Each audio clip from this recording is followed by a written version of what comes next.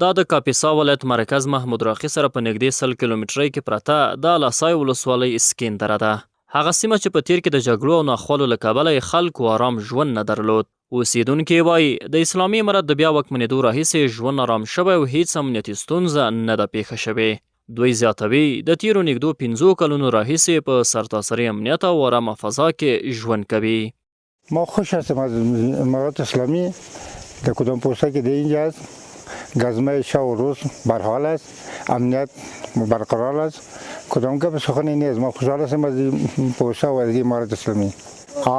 شب و روز شب هم گزمه مکمل درست است و روزا هم الحمدلله. مسئله امنیت بیخی ماشاءالله 100% اطمینان میدیم که هیچ مشکل نداریم.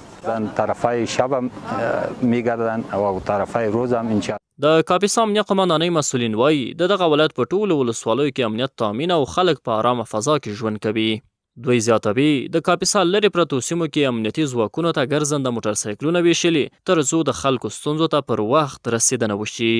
د کاپیسا ولایت امنیه قماندانۍ لخوا دلته د ماموریت سمت هم جوړ شوی چې هغه لپاره منظم پرسونل ده، هغه لپاره د اوسېدلو ځای هم په نظر کې نیول شوی ده.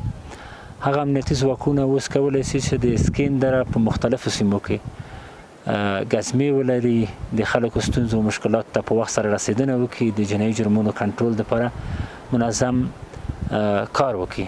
د الاسای اسکین دره د کاپیسا یو له لرو پرتو سیمو ده چې په تیر کې د امنیتي برخې له اړخه له ګڼو ستونزو سره مخ وه او اوس مهال امنیتي ځواکونه د خلکو ستونزو ته رسیدنه کوي.